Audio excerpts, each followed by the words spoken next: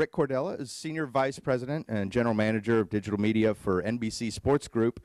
He's responsible for NBCSports.com, NBCOlympics.com, GolfChannel.com, and the digital assets of the NBC Sports Regional Networks. So if you would please, a nice warm streaming media welcome for Rick Cordella.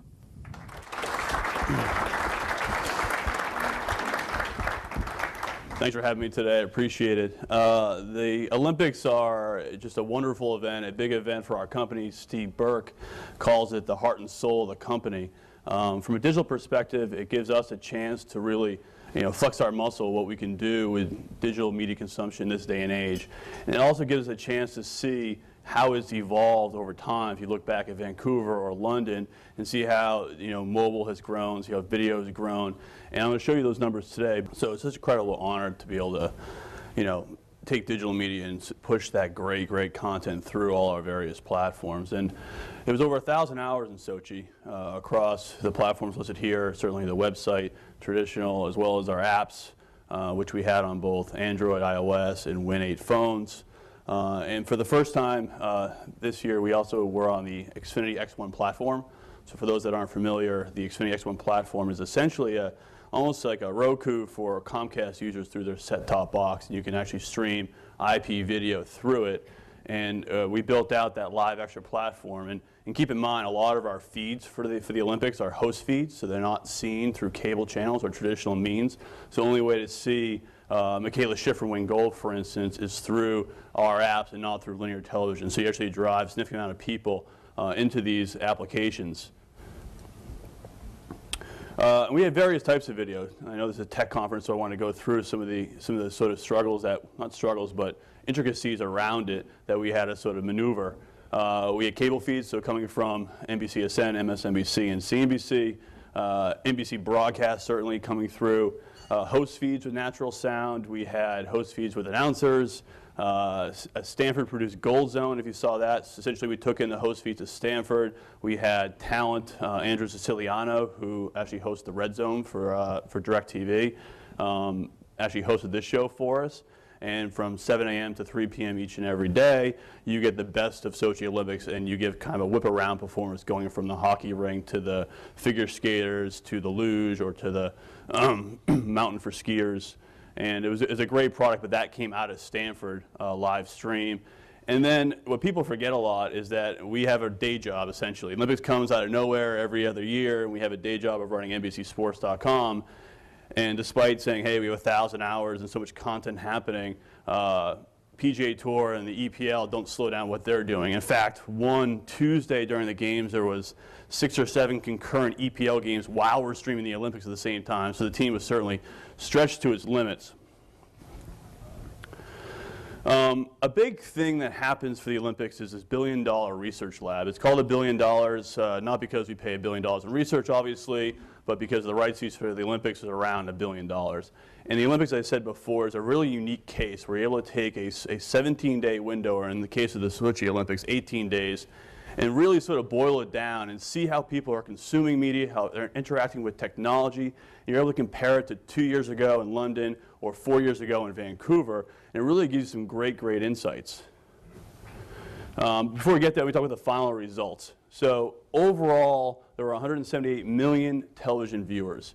Big number there, just higher than Torino, the last non-North American Olympics. On the digital platforms, we had 62 million digital visitors. That's up on Vancouver by almost 30%. And then this one is probably the biggest one for me. There were 25 million people that watch video on our platforms. That's up 160% from Vancouver and 8% in London. And keep in mind, London, there were 3,500 live streaming hours all during the day while people were awake, as opposed to Sochi, which had 1,000 live streaming hours, and most of that happened between 1 a.m. and 7 a.m. when most people were in their beds. 10.8 million video hours consumed. TV Everywhere is a huge part of what we do. Obviously, we're owned by Comcast. Our business model assumes sub fees, and our content appear on cable. So all the Olympic live content falls into that ecosystem, and we have to gate that by having TV Everywhere. A technical feat, there are 40 concurrent streams between different events. Think about how many sheets of curling were going on, how many EPL games were going on, how many beauty cams and other sort of host feed video that we were taking at one time. Eric and his team did a great job making that all go through. And of course, the bottom line is $50 million in digital revenue above and apart from the TV side. So think about that, $50 million in 17 days that we had to generate. The headline, consumption's up. I mean, across the board, we knew it was going up. Probably not as hot, probably not as far as it went. We were actually shocked with some of the numbers that we saw. But more viewers are more comfortable streaming media than ever before. Clearly from London only a year and a half ago, and certainly from Vancouver, people are aware it exists, they're comfortable doing it, they have these devices now, and they're consuming in higher volume than ever before. We had 3 live streaming record days in a row, and I'll get to that on another slide, but those are probably some of the most exciting and nervous days of my life, trying to make sure the streams were healthy and that users were able to get through and see the content they wanted to see. We had huge views around exclusive highlights, a lot of that the viral type clips. Poor Olga Graf and her wardrobe malfunction was particularly consumed. But it's those kind of things that people want to see, almost above and beyond some of the gold medal moments. And then, as I mentioned before, viewer acclamation to TV everywhere. I think when you went to Vancouver, it was very nascent. People didn't know what it was. Why is NBC asking for my credentials to my cable company? This time around, it seemed as though people kind of understood what it was. And if you put good enough content behind that wall, they were willing to basically go out and get to it. So digital video. Again, this is the big takeaway I had from me. So basically, again, with less content available, a third of the content available or the fourth of the content available, and certainly much, much less, we talk about daylight hours, more people consume digital video than ever before. And you look ahead to what will be in Rio, and it's astronomical. I mean, can we double what London was in Rio? Maybe. And I think that's where people are getting comfortable. Video viewing, so I kind of made this stat up because there were a lot of comparisons to London and how we're doing from a total video consumption standpoint, and it's really apples to oranges. But when you break down how many hours were consumed per original live streaming hour, so again, there's 3,500 live hours in London, there were 1,000 live hours in Sochi, how many hours were consumed of those original hours, and you start to get to about 3x or so, or 2x or so when you compare total hours volume. When you compare daylight, again, a lot of Sochi happening between 1 a.m. and 7 a.m. You take that out and look at 7 a.m. and beyond and compare it to London, and it's almost 4x or 3x what it was from London to Sochi. So 16,000 hours per original hour given out there. So it's a pretty significant increase. This is my favorite slide. So let's take a step back to 2010. We were probably doing chest pumps and fist pumps and whatever else when we had that U.S.-Finnish semifinal game. That was unauthenticated. We thought it was the greatest thing in the world, that we were, pretty hot stuff for able to deliver on it. 388,000 uniques. There was probably somewhere in the neighborhood of 190,000 concurrents as peak. And it was a big stream back then. That was 2010. You head into London, and Michael Phelps certainly is a big draw, and that is, was a big race there against Ryan Lochte, and that did pretty well for us. And then all of a sudden, out of nowhere, this U.S.-Japan women's soccer final came and really delivered huge numbers. And you typically see that, right? The longer the duration of the event, the better chance you have to sort of grow up the concurrencies. One of the challenges in London, I'll go on a little tangent for a bit, is the fact that, yes, we have capacity to reach a large number of people, potentially millions of concurrents, I think, something like that. But the one thing we didn't necessarily plan for or think about was the fact that when a Usain Bolt races in a 100-meter dash, he's going to race for 10 seconds. No one wants to be there half an hour early for the race. No one wants to miss it. So they're all showing up like 30 seconds before the race. And you're talking about hundreds of thousands of people wanting to see one piece of content 30 seconds before the thing happens. And there are sometimes some technical issues with that. You need to work through that. I think we got better this time around. There's probably no equivalent out there when you think about the rest of the sports landscape. But these are things in the Olympics that are just unique to the technology that Eric and his team have to sort of think about and perform on. As we move ahead, again, we knew that Sochi would be big, just not this big. And one of the things with the model of the Olympics is that the Olympics are sellable, right? They're probably the most premium video content available when you think about it from an advertiser perspective. It's American Pie, it's associating your brand with America, red, white, and blue. Digital is a shiny new object, so certainly our ability to sell against the Sochi Olympics is fairly high. So my job, along with our research team and sales team, is to figure out how many impressions do we have to sell. And it's kind of how many jelly beans are in the jar, because there are so many variables at stake. You know, we have authentication, how well will people get through that? We have the success of Team USA. You know, we have the time zone difference of 9 hours. We have the general macro environment of digital media increasing. And so you take all those variables and try and boil it down and say, how many impressions do we think we have? And then we sell to that. And we're on the hook to deliver that number. But you go through the Olympics, and each and every day you're like, are we above that number? Are we below that number? And you sort of get nervous whether you're going to hit it or not. And you want to get as close to it as you can. You don't want empty seats in the plane, because that's just money that you could have sold that now is into the ether. And neither do you want to not fulfill your obligations. So we got to that Wednesday. This is second week, Wednesday. And I knew this game would be big because we had the Russian-US game that Saturday morning, which was above and beyond our expectations. I never thought, I think the game was 5-1 or 4-1. It was a blowout of some sort. But we did 800,000 uniques on it. And again, just absolutely blew me away and started getting me a little nervous. So one, I felt really good from an advertiser perspective. Hey, we're going to pay off all of our commitments. On the flip side, I said, wow, if this quarterfinal game, which was a blowout, you know, is 800,000, what will that Friday game be? So again, started laying foundation. Hey, Eric, I think I'm a little nervous about this. What are we going to do about it? It could be a pretty big stream. Thursday, we had this U.S. women's hockey final, and nothing against women's hockey, but who knew, right? There's many people that were interested in it, right?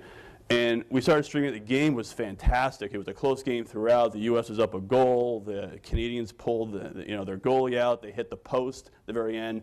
Didn't go in. Canadians ended up scoring a goal, score a goal in overtime, and win it in overtime. And the game absolutely exploded. And again, this is daytime audience. People are at work, goofing off, watching this stuff. And it's great for our business. I'm sure we're killing the GDP of America, but it's great for our business. And I look at the numbers, and we're sort of looking at, I spend most of my day looking at Akamai QoS and Omniture and everything else. I stream more QoS than I stream actual content myself. So you're looking at the numbers and just going up and up and up and up, and you're like, wow, it's kind of like, that Price is Right sort of segment where the guy was yodeling until he gets to the very top, and when does he fall down? And we're kind of seeing that happen. We're like, where is this going? And it just kept going up. We're like, wow, this game did, 1.2 million uniques on it. The concurrency is somewhere around 450, 500,000. What's tomorrow going to do? So we quickly got with PR, and Chris McCloskey was here and said, I'm a little nervous. I think there's going to be a big audience tomorrow. It's a daytime 12 noon start on a Friday. And these are NHL players, brand, household names, Sidney Crosby, Michael Caine, guys that people know. And if we did this on the women's hockey game, which a lot of anonymous women playing in, how will we do on Friday? And so we did a story in the New York Times saying, look, we're going to stream this thing. It is behind the authenticated wall, so we know that we'll throttle the audience somewhat. But this could be one of the biggest streams the internet has ever seen, at least domestically. And so we wrote this article, and I said, I'm nervous about company proxies being flooded. I'm nervous about different geolocations having issues. And I'm just nervous that people still, and this happened in London a lot, people basically were driving around in their car or whatever, and they're like, I have a bad cell phone signal, and the video stinks. NBC, you suck. And then we get blamed for any sort of buffering or any sort of issue we have. And I'm like, I can see this being a problem, particularly how big it is, and if some cell phone tower is flooded, we're going to get the blame for it. So we try to be proactive to a degree and push out this article. And we put it out there. We were nervous. The game starts, and it just starts going up like a hockey stick, no pun intended. And it gets really high, and we keeps going up. And Eric's like, no overtime, please no overtime, because that would cause all sorts of problems. But it kept going up till we hit about 850,000 concurrents in the game, and that's behind the authenticated wall. And we believe it's the largest authenticated stream that we've ever seen. So it's really impressive in terms of like where you were just short 4 years ago to where you are now. And you kind of look on the horizon saying, what else? We have the Super Bowl coming up this year for NBC. We'll be streaming that. That has the potential to sort of match what's here. We certainly have the Rio Olympics, which is probably the next big sort of, we'll probably have the slide to the left here, all the columns, and have Rio, which is probably some skyscraper that's shadowing the other numbers here. But it's amazing to me. It just really is amazing to me that number of people are willing to consume media through the different platforms that we're offering. And it's becoming a much larger portion of the company. I was started at NBC in 2006 under Dick Ebersol, and Dick was fantastic, but at the same time he was an old school broadcaster, and TV was number one, and digital was something that you kind of had to do. And to be fair, he invested in one, and he streamed NFL and all that, but it just wasn't a big portion of the pie. It wasn't that important. Now we're meaningful. I mean, I feel like, yes, we've grown up. We've gone from the kids' table at Thanksgiving to the adult table to a certain degree. But really, I feel like, we're an important, meaningful part of the company, of the revenue stream of the Olympics, and this matters. When you put up numbers like that, it matters. And you kind of see this is the direction it's going, and by the way, it's going there pretty quickly. So let's make sure we continue to invest and get ahead of it. So here's the concurrency. And, you talk a lot about the U.S.-Canada game, the 850,000 there, but Michaela Schifrin was racing for a gold medal at the same time, going down the slalom. And there were people on that stream. There were people on the short track, and I don't know who was losing the medal for the U.S. because they had a very tough short track speed skating run in Sochi, but people were watching that. And then the PGA Tour had the Accenture Match Play Championship that same day during those same hours. And so you start to stack all these up, and you're close to 925,000. And the amount of terabytes a second you're pushing out is significant. I mean, taking up 10% of the internet at that point.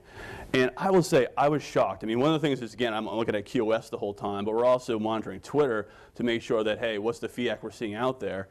I didn't see much at all. I mean, that was really the shocking thing. The people, the mob rule on Twitter, there really wasn't much of a sort of, my stream is terrible, I'm buffering, you're terrible, NBC. I didn't see that, which is, to me, is shocking because they're the first ones to sort of claim anything's wrong and it's your fault.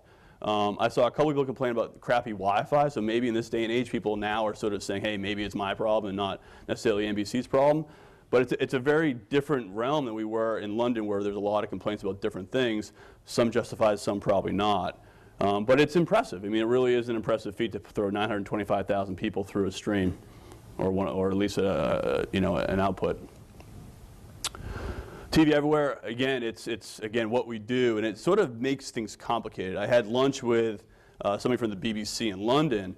And I was talking to him. I was like, "How's it going?" He's like, "It's great." I'm like, "How do you do advertising?" He's like, "Well, we don't have ads. We're a public service. We don't have to do any advertising at all. There's no authentication. We just put the stream out there and away we go." I'm like, life would be so less complicated if that was the case for us, because you add in advertising, which complicates things just tremendously. You add in the fact that there's not nice, neat pods and host feeds. We're jamming in ads where we can in order to monetize this stuff. And you add in the TV everywhere component. It just complicates things to the nth degree. And I look at the rainbows and unicorns world of BBC. I'm like, wow, I kind of envy that. But anyway, TV everywhere is getting better. We push the envelope on it, and I think that the Olympics are catalytic moments for those types of things, these sort of initiatives. And there's been a lot of discussion about how TV everywhere is a failure. People haven't figured it out. People haven't gotten through. I mean, that's not really true. We did 5 million people authenticated during the Sochi Olympics. I think the key thing to remember is that people will do things, will sign in for really compelling content. The Olympics are that compelling content.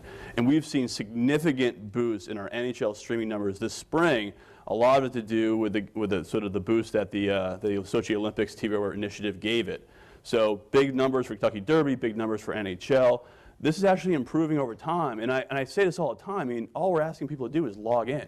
It's no different than what Netflix asks you to do when you go into their account, or HBO Go, which I guess is authentication. But we're asking people just to log into their accounts. And I think the awareness is growing. I think the acceptance is growing. People understand that NBC is not going to steal your information if you put in your Comcast credentials.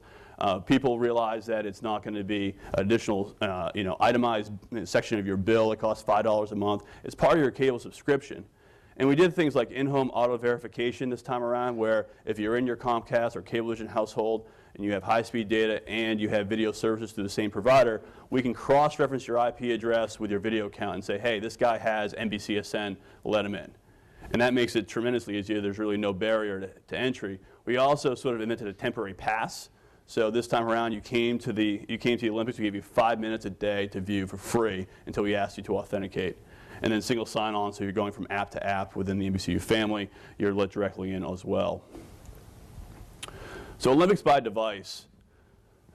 It shows a different shift here than expectations. You would think that PC is dying, mobile and tablet is gaining ground. I think what's happening here has to really do with the time of day we streamed. So all those big hockey games I mentioned before, they are happening at 12 noon. And the PC is still the preferred, I guess, device while you're at work, while you're in cubicles. And you see sort of the growth from even London, which had a lot of content even into the night Eastern time. So we saw the PC actually gain share from 2012, and mobile and tablet sort of, both sort of stayed kind of where they were. I guess tablets shrunk a little bit.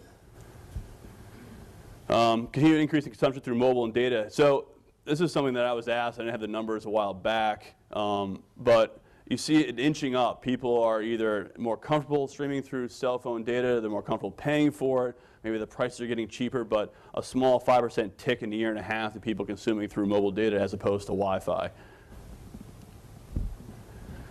And then daily trends. So, one of the things that I look at this sort of sheet here, this page here, and say, what do I take away? I think the key is the difference between web streaming and app streaming.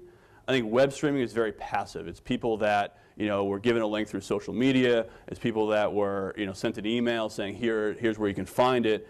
You get more into the specific events on the app. So again, so you go to the Olympics and you're on the web, it's just any event's on, I'm going to watch it. It's like your TV set. Hey, just turn on channel 4 and whatever's on, I'm going to watch. The app is much more specific. It's like, hey, this hockey game is on, I want to watch it. Or Shaun White's competing right now. Let me go to my app and watch it. And you actually think about it, like someone actually has to go the extra mile to have that app on their iPad or iPhone or Android device. You have to say, hey, the Olympics are happening. I'm going to download this thing. I'm going to authenticate, and I'm going to watch, as opposed to just a web, which is click a link and there you are. So you saw, when the big events happen, the app usage actually increased compared to previous days. And it's interesting, I don't know what you take away from it and how you plan for it better, but maybe it's just more hardcore fans that you do more things around the app with that hardcore audience than you do around the web. Another big thing that we did, and again, this may be common sense, but the push notifications within the app were just an enormous driver. To the point where it's sort of, technologically, like, can we handle that Usain Bolt example where all of a sudden a huge audience just comes into the app based on one push notification? But it drove huge spikes in our app usage and basically our streaming. And it's something we need to take and use more on the web as we move forward. Again, stuff that's probably obvious, the concurrent usage of people, watching TV and using their devices. We hear about it all the time. That's increasing, up 15% on London. People actually using multiple devices, a PC, iPad, iPhone, was up 17% in London. So again, all the numbers trending in really a good direction for digital. So we did a ComScore study as well. So the ComScore study had about 300 individuals. Basically, we had set-top box data from what they watch, and we basically had a ComScore tag into our app to sort of judge, what they were watching on their other devices. So you can kind of take a holistic approach to how people consume media around the Olympics. It was interesting. Let's see here. There we go. There we go. Okay, so overall, average time spent across all platforms, that includes TV as well as digital platforms, kind of what you think it would be. I mean, maybe a little high in the 18 to 24, but much has been written about the 55 to 64 demographic and their affinity for the Olympics. But kind of what you expect here. You go to the next slide.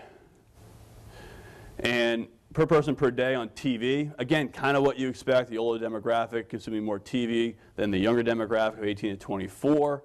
In the middle is sort of, I guess right around the index. And then you talk about like smartphone. This is really where you kind of see the difference. So 1824 consumed a hell of a lot more on the mobile phone than anyone else.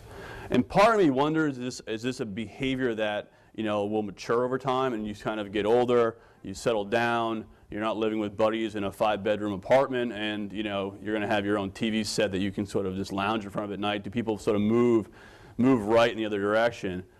I think it's probably partly true. I think you're also going to see continued smartphone usage. They're comfortable on it, and they'll take that through the rest of their lives. I think the key for us, for NBC, is that we're very excited that, hey, this young group of people, are consuming the Olympics. They're interested in it. They're watching it. They're going to their apps to download it, see information on it. But it's a really good slide for us overall.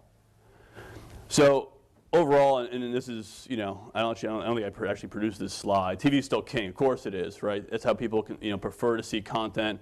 You have a choice between a 60-inch flat screen on your wall or your 4-inch iPhone screen. You're going to watch it in a 60-inch flat screen. But I think the key here is to see the trend. And you go back and look at London, right? And London was 89% on TV. Time spent. Digital was 11%. Sochi 72% and 28%. So a bigger portion of that pie is going to digital, and you kind of look ahead to Rio, like, what will that be? Will it be 35%, 40%? It's just increasing all the time. Time spent, total day, Sochi versus London, and you can look at it from a demographic standpoint. 18 and 24-year-olds are interacting with the Olympics more through digital platforms than they are through TV. And it's really interesting, again, to see where that goes over time. In 2 years from now in Rio, will that continue to increase? Will you see the 25 to 34 demographic increase like you see the 18 and 24? That'll be something we're certainly keeping an eye on. A day in the life Olympic fan, and we've done this for a few different Olympics now, back to even Vancouver and Beijing beforehand, and it typically was, essentially, hey, this person watched NBC, maybe a cable network during the day, maybe they caught a score on our website, and then they watched primetime from 8 to 11, as Alan Warstall says, God intended. But time is sort of changing here, and you kind of look at an 18-year-old, male teenager in Orlando and how he sort of spent one of his days during the Olympics, and it went from TV to digital to live streaming to social media. A lot different colors on that screen than ever before. So how we deliver the Olympics, through all of our platforms, just is more complicated than ever. And it also applies to a 66-year-old. And I think one of the interesting things, too, around tablets, and a little tangent here, is the fact that what we see is that it's not necessarily an 18 to 24 device, right? The 18 to 24-year-olds don't have the economic means typically to go and pay for a tablet. It's simply just extraneous to the laptop and iPhone or smartphone they already own. The tablet, where we're seeing a lot of usage, is that older demographic, 55 and plus, where this is a very easy, you don't have to be necessarily a tech expert in order to use it, and we're seeing consumption through it. I mean, honestly, a lot of it's happening through tablets and whatever else. But again, even the 66-year-old is using other platforms to consume digital media, Olympic media, than ever before. And these are some of my favorite things. In the media business, we look at numbers. Everyone's just, they fall into a category, 18 to 24 or 55 plus, and we never really think about how people use our products on the other side, just know that they're using it. Well, around some of our bigger events, people kept posting on Twitter and thanking us for some degree, like, we have some, altruistic motive to push us out there. But, it's certainly, it's so gratifying, though. I mean, honestly, for me and my team to see this and see, a guy on the left, basically double-barrel curling action going on for him. He wanted to see 2 matches at once. There was a Catholic school in Philadelphia that basically said indoor recess all week, and the teacher had set up, the live stream for the whole classroom to see. But it's great. And then this photo on the left probably is the best one, where this is the Russian-USA hockey game that's Saturday morning. And these kids just get done with hockey practice. They crowd around, 15 kids around a little iPhone to see TJ Oshie, put it through the 5-hole for the win. I mean, it's really just, again, I love this stuff. I love seeing it. There was even a photo last night of someone streaming the Rangers Game 7 game while at the Subway Series at Yankee Stadium. I mean, it's cool stuff when you actually see people using your product in real life, and just the smiles on people's faces as they're, just taking it back that they can actually do this nowadays. So Rio Olympics promises to be the largest digital event in history. We say that each Olympics almost, but with Rio being the right time zone, 1 hour ahead of New York, you'll have a full day of streaming. When you wake up in the morning until you go to bed at night, there'll be great streaming going on with big events. And there's such a difference between Sochi or Winter Olympics and Summer Olympics. You have brand names. You have Tiger Woods, Michael Phelps. Hopefully Kobe and LeBron are playing. Roger Federer, Rafael Nadal. I mean, really, a lot of huge names that play in the Summer Olympics versus the Winter, and it's going to be happening all during the workday. Hopefully a lot of can't-miss events, and it's just going to be enormous. We've added golf and rugby sevens to Olympic sports, which for us owning the Golf Channel is pretty significant, and getting those superstars into the Olympics for the first time will be interesting. There'll be 60+ concurrent feeds. So it's something, again, for us to try to figure out from a technological perspective how to bring them back from South America and get them encoded and get them out to all these different devices. And then 3,500+ hours streamed. I suspect that number will go up once we start counting the additional streams we have around golf and rugby sevens and other things that we may do. It's just a huge endeavor, and we're already starting the planning now. but we couldn't be more excited about it. I mean, the Olympics is really a special thing within the company. I think it's a special thing within digital media, and we have a fantastic team that just works year-round on making this thing really go. I mean, those numbers you see up on the page, they just don't happen. They happen because a lot of people work really hard. We have a lot of great partners in, Adobe and Akamai and Microsoft Azure. I'm sure I'm missing people. I mean, to pull this stuff off, it takes a lot of smart people, a lot of time to sort of figure out.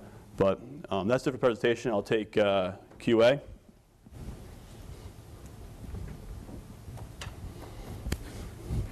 Here we go. The numbers you show regarding the smartphone usage among the 18 to 24 demographic are interesting, but that's also the same demographic that's leaving cable in droves. Right. And you guys are streaming only to cable consumers on the what's the strategy going forward to deal with those consumers that are increasingly not interested in cable, and you're also talking about they may not have the economic means for tablets, and I might argue that they're buying tablets instead of TVs and cable. Yeah, no, I think it's a fair assessment. I think that when you look at our apps, we have a highlights and results app which does not require authentication, so you can see short form replays. You can see text-based content, slideshows. There's Olympic content you still can consume despite not necessarily having a cable account.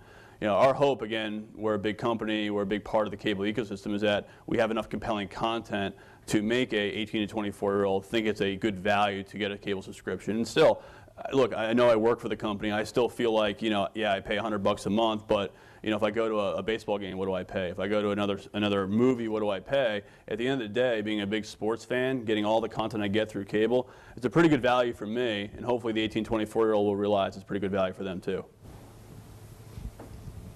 Another question.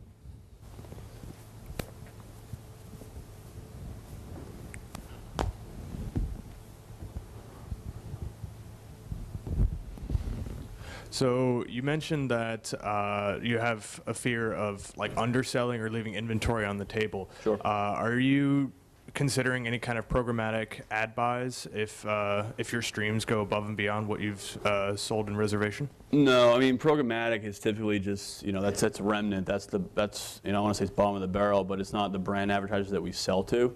I mean, we're selling to a specific number of people. All happen to be TV advertisers as well. So we're not going to let someone in through the back door. I'm not going to sell something for $1 million to let someone through the back door because it's going to fill out inventory. It would go right back to the advertisers that currently advertise on linear as well as digital.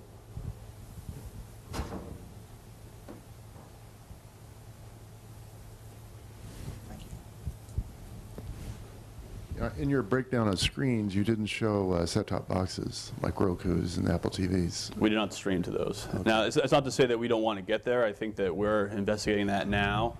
It just wasn't. We didn't have to be able to do it in time for the Sochi Olympics. Somebody else over here.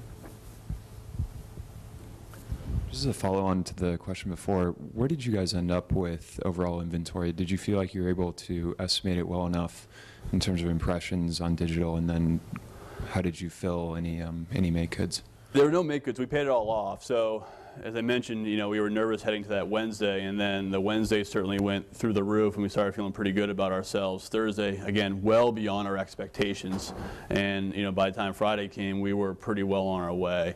So, at the end of the day, we probably had a few extra impressions, which is probably where you want to be. At the end of the day, you'd rather fall on that side of the line than the other. But we actually did pretty well, shockingly, with all those variables at stake. Question over here. I know a lot of the content was also available on demand afterwards, and especially having the events overnight. What were the numbers on the VOD streaming? On set-top box VOD or on digital? On digital VOD, long-form replays don't do particularly well for us. I mean, certainly some people, the stuff that happens overnight, that gets a little bit better play.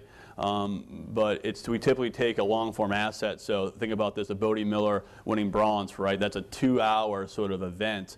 No one's going to watch all 2 hours of these skiers that are falling down the hill. They want to see Bodie Miller's run. So we cut that up, put it into as a highlight, and then put that out there. That does well. That does really well for us. I don't have the exact numbers of how many highlights we had. I could probably figure that out, but. That kind of stuff as well, but it's also the viral videos, right? It's like I said, Olga Graf, it's the Russian choir, it's a lot of these kind of things that just are interesting in pop culture that drive a lot, and not necessarily even the gold medal runs. I don't need the mic. No, we need the mic here, so our viewers at home. Bob Wilson from Sonova. Hey, question. You know, the $50 million is all ad revenue because of authentication.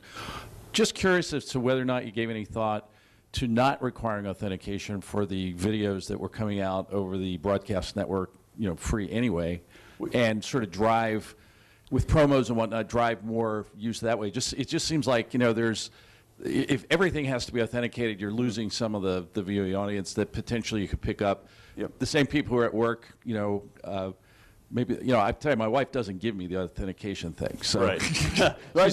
she's afraid I'm going to turn off her Grey's Anatomy recording inadvertently. Right. So I mean, I think there's just a lot of friction. It's impressive to see how well it's doing, but there are free to air stuff that seems like you could be putting out there as well. Right. Just curious about that. So we didn't stream much of the NBC broadcast network. A lot of that happened to be on tape delay.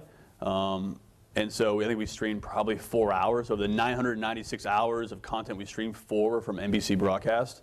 So there wasn't a lot to stream in general. And I think what you touched on is absolutely correct. How can we give a piece of free content to tease people, to get people to engage in the Olympics? And I think we do that through the temporary pass. The temporary pass, again, gives people sort of a taste of what the Olympics is about, and hopefully engage you enough where you feel strong enough to go to your wife and say, I need that account number or whatever, or vice versa. Question. With Sochi, you guys didn't offer attractive extras like multiple camera angles or the chance to watch multiple videos at one time. Yep. Why was that, and will it change for Rio? So we did that in gymnastics. So it depends on the sport, right? So skiing, there's one person going down the hill at one time. There's not a lot of other alternate cameras available to us. And we're downstream a lot, either from our own NBC broadcast production feed, or we're downstream from OBS, which is the Olympic Broadcasting Service. So digitally, we're not staffing people up on the hills with cameras on their shoulders saying, hey, let's get this alternate camera. But we'll do, I'm sure around gymnastics for summer, we'll do that alternate camera stuff again. In terms of just other sort of bells and whistles, I think, you know, I look at kind of what we did and we assess what we do all the time. What can we do different next time? I think more data overlay is giving you more context to what's happening to the event, particularly when it's a host feed announcer, that it's not an NBC announcer. So we can kind of give you the American look and feel to it. That's the things we probably change moving forward.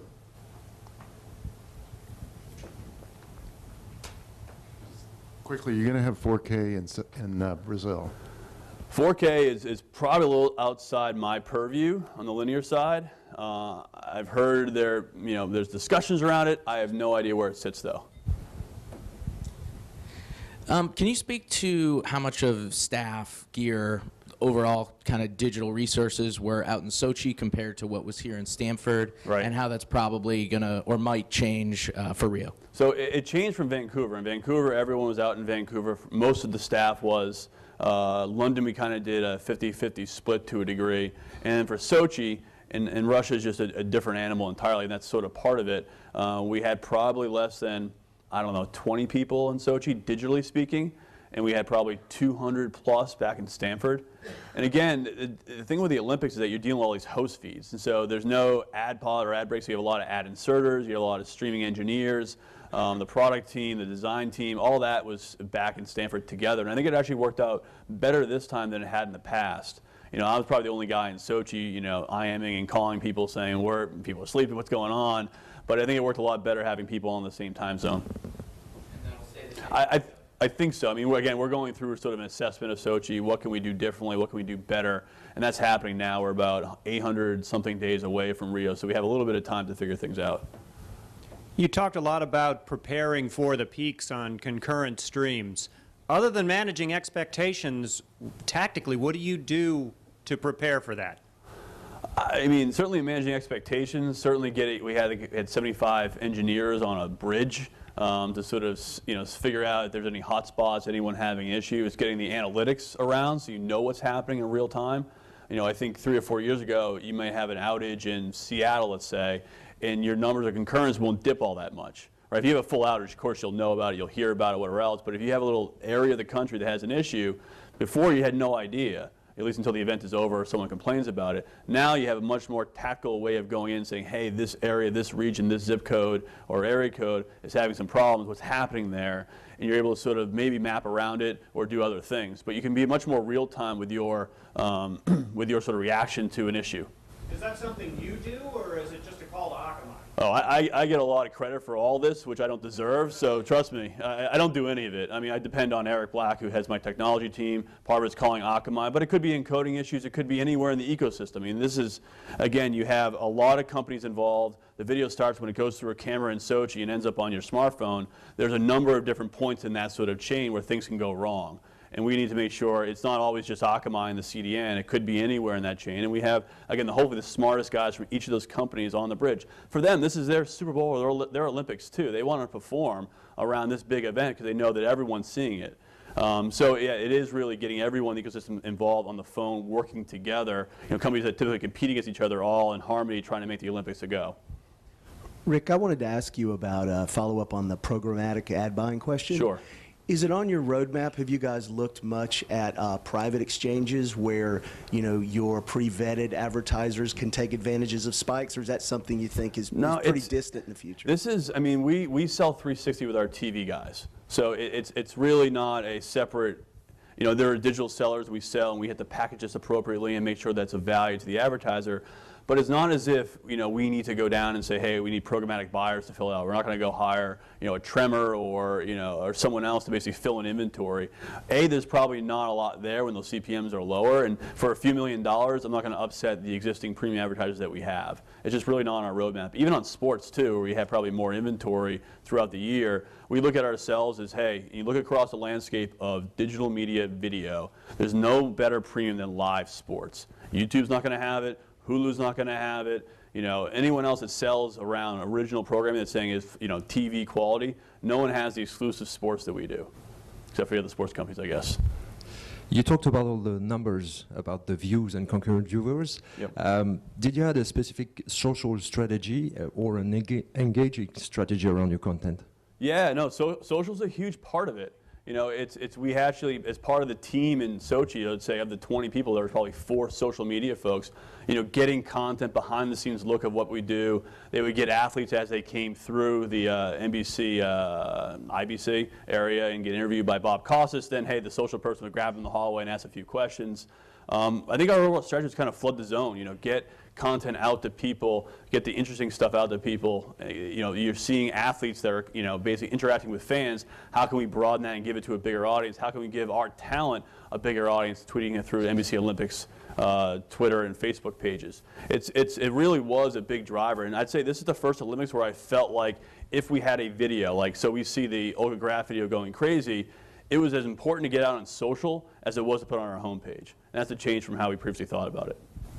Okay, maybe time for one more question after this one. You know, there's a lot of talk here about emerging standards such as DASH and HEVC, and you didn't cover any of that. Maybe it's not such a deep dive technical discussion, but what are your thoughts in general on technology adoption towards Rio? This would be well over my head, and I would lean on my tech guy to help out with that. Eric is here. I don't know if you want to answer that or. Okay, he'll talk to you after you're done, but that's a little bit over my head. Maybe time for one more question. Okay, this gentleman over here. While I'm walking over, remember we're recording all of these. They'll be available on streamingmedia.com/video, so you can go back a couple weeks after the show and watch all of these. Thank you. Rick, hi. Quick question about revenue for digital. When do you foresee it surpassing television, or will it ever surpass television? Well, I mean, as a digital guy in me, I would relish the day that digital was higher than linear. Right. I don't know if that's happening anytime soon. And quite frankly, I mean, you got to ask yourself, does digital and linear sort of just combine and merge long before you kind of have 2 different buckets like we do today? You know, you talk about the TV set. What is a TV set? Does it really matter if it's going through coaxial cable or going through an IP-delivered set-top box or through a Roku device or whatever else? So when we acquired the rights to 2032, you know, I kind of looked at it and said, you know, this is sort of a vote of confidence from Steve Burke and Brian Roberts in sort of what we've been doing on the digital side. We've been able to take this audience, be able to monetize it incrementally above and beyond what linear is doing. And as you look into the future, we're well positioned. You know, we've done this for the last couple Olympics where we've actually, you know, delivered on what we intended to deliver on. You know, as we head to the future, maybe digital is a bigger part of the pie. Maybe it's just all one big bucket, and we're delivering all this stuff through IP delivery through video. I don't know. I don't think it'll necessarily surpass. I think that's a weird thing. I still think the 60-inch flat screen is still the preferred means of seeing this stuff, and aggregating or congregating around a TV set at night in prime time is still going to be key to the American life, even in 2032. But we're better positioned than ever before in terms of taking advantage of all these other platforms.